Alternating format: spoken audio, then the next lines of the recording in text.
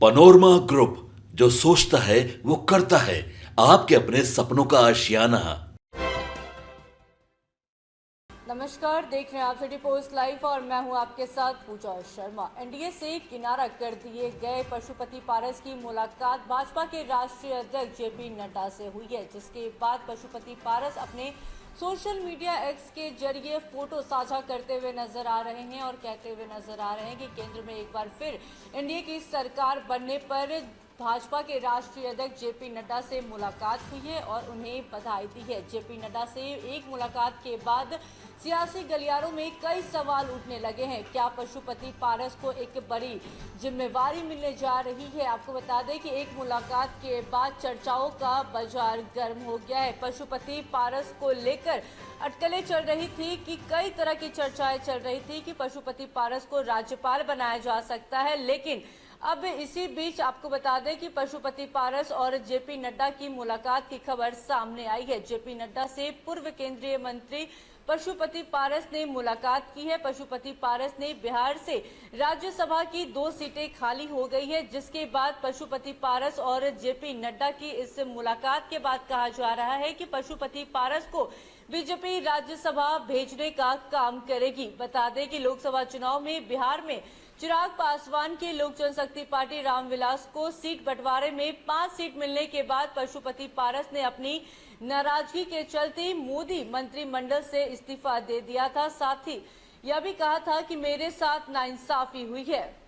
अब आपको बता दें कि लोकसभा चुनाव में चाचा भतीजे में जबरदस्त घमासान चल रहा था, जिसको सुलझा बीजेपी ने आखिरकार चाचा का साथ छोड़कर चिराग पासवान का साथ चुना और चिराग पासवान को 5 सीटें लोकसभा चुनाव में दे दी, जिसके बाद से पशुपति पारस काफी ज्यादा नाराज चल रहे थे।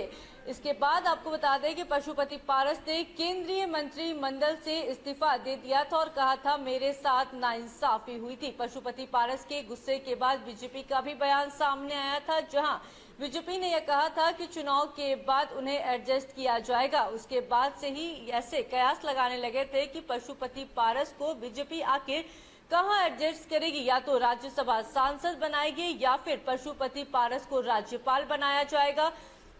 अब इसी बीच जेपी नड्डा और पशुपति पारस की मुलाकात हुई, जिसको लेकर के चर्चा है कि बीजेपी पशुपति पारस को राज्यसभा भेज सकती है। ऐसे में देखना होगा कि क्या कुछ सामने निकल कर आता है। क्या बीजेपी पशुपति पारस को राज्यसभा भेजती है या फिर क्या करती है, देखने वाली बात होगी। आपको बता दें कि पशुपति पारस की नाराजगी उस वक्त सामने आई थी जब लोकसभा चुनाव के समय सीटों का बंटवारा हुआ था और पशुपति पारस को एक भी सीट नहीं दिया गया था, जिसके बाद खुलकर पशुपति पारस की नाराजगी सामने आई थी। नाराजगी इतनी थी कि मोदी मंत्रिमंडल से भी पशुपति पारस ने इस्तीफा दे दिया था। हालांकि उसके बाद उन्होंने सफाई भी दी थी और कहा था कि वो हमेशा मोदी का परिवार ही रहेंगे और वो मोदी के साथ ही रहेंगे। कल जो राष्ट्रीय कार्यकारिणी की बैठक हुई थी दिल्ली में राष्ट्रीय लोक जनशक्ति पार्टी की, उसमें भी एक बार फिर अपनी नाराजगी जाहिर करते हुए नजर आए थे पशुपति पारस और कहते हुए नजर आए थे कि इतनी नाइंसाफी होने के बाद भी हम एनडीए के साथ है। अगर विधानसभा चुनाव में